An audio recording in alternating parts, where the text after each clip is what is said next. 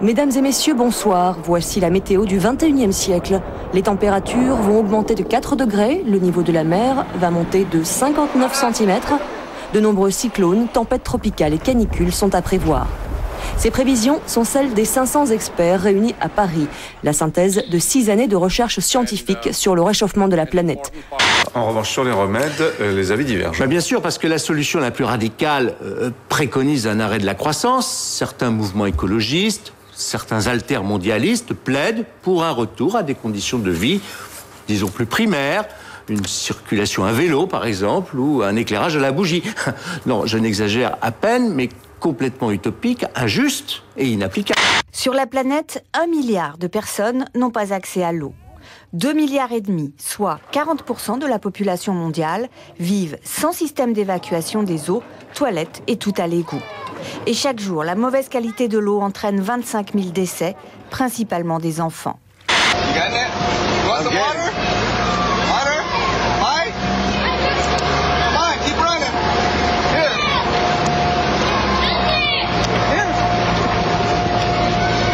I'm getting him, son. Come on, you're almost there. That's fucked up. Here.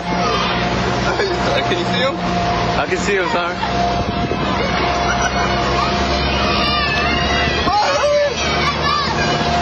Hurry up, you want it? This thing's gonna run like 2 miles. This kid's running forever. Quand on pense que suite au réchauffement de la planète, on va manquer d'eau, ces concours sont en voie de disparition. Mais pour le moment, on en profite, restons optimistes. Dans 15 ans, que répondrez-vous à vos enfants quand ils vous demanderont « Tu savais? Tu n'as rien fait? Pourquoi ?» Ces jeunes Australiens s'apprêtent à vivre une petite révolution écologique qu'est venu leur présenter lui-même le ministre de l'Environnement. D'ici 2 à 3 ans, ils ne verront plus d'ampoules électriques classiques chez eux, mais des ampoules fluo-compactes. Elles coûtent certes plus cher à l'achat, mais consomment 4 fois moins d'énergie et durent 13 fois plus longtemps. Interdire les ampoules traditionnelles dans le monde entier réduirait la consommation d'électricité d'un montant équivalent à 5 fois les besoins annuels de l'Australie. Imaginez une vaste étendue de panneaux solaires placés non pas sur terre comme ici, mais sur la mer.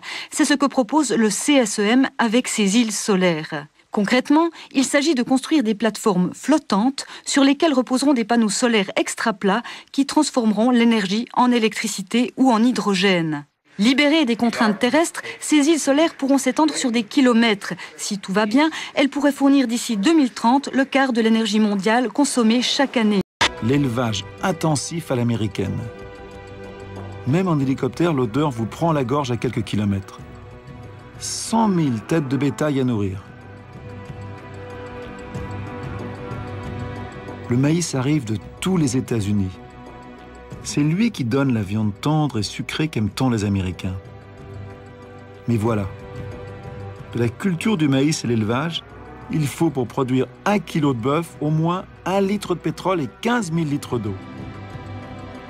Ces animaux, faits pour l'herbe, sont forcés au maïs, aux hormones et aux antibiotiques. On les traite comme des usines à viande. J'espère qu'en France, on ne va pas en arriver là.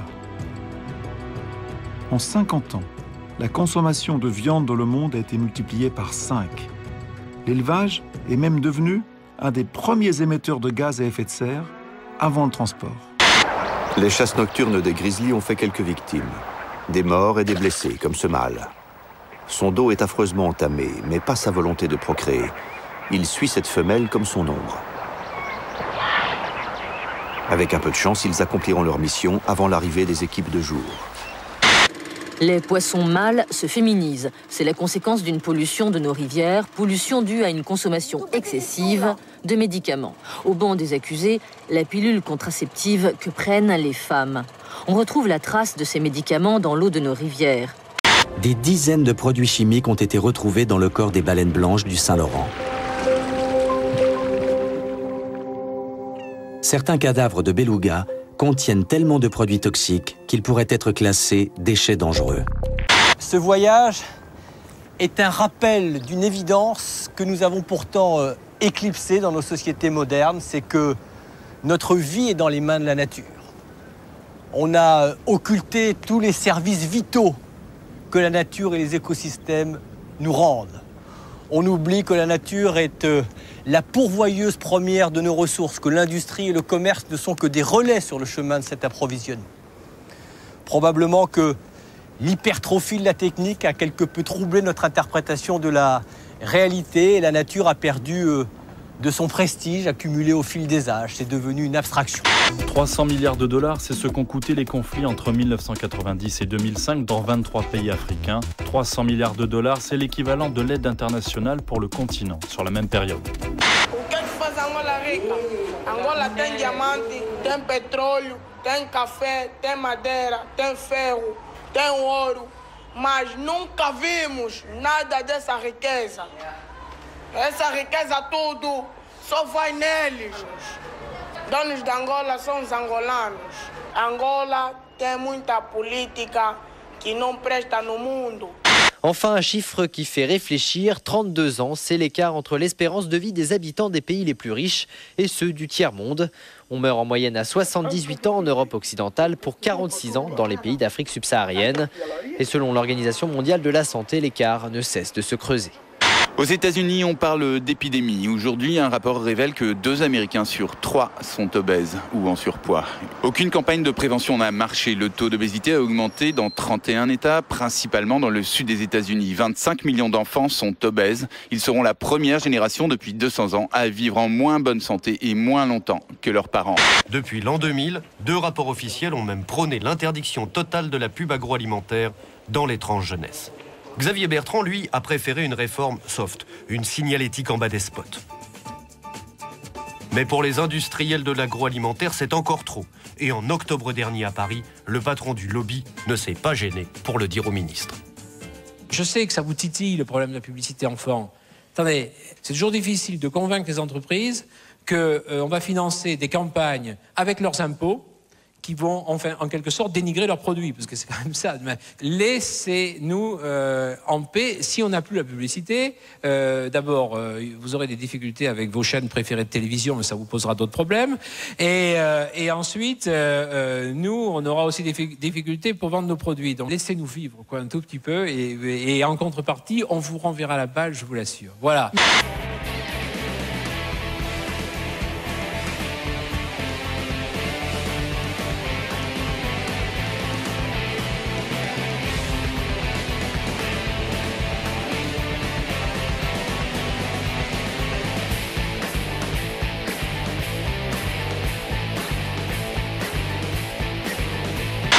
Le climat devient-il complètement fou? C'est le sentiment qu'ont les New-Yorkais en ce moment.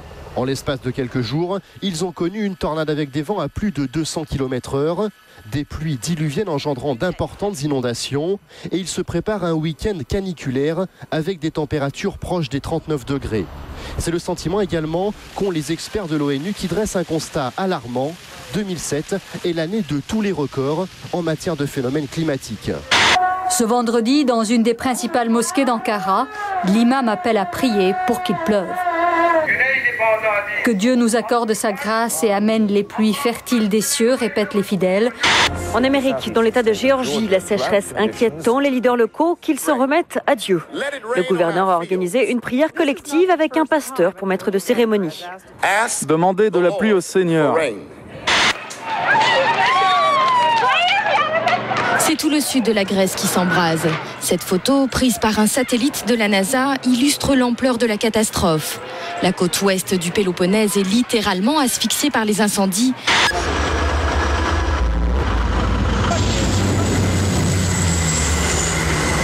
C'est la chaleur qui est la vedette. Regardez les dégâts que ça occasionne au niveau des marcheurs, et évidemment des marathoniens. Mais là, c'est le 20 km marche. Le Russe n'en peut plus.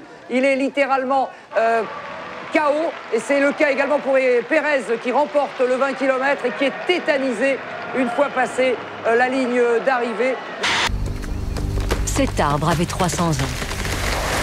Ici, sur l'île de Bornéo, ils sont des centaines de millions à être mis à terre. À ce rythme, dans 15 ans, il n'y aura plus d'arbres à couper en Indonésie. Fini les collines boisées. Bientôt, les paysages ressembleront à ça.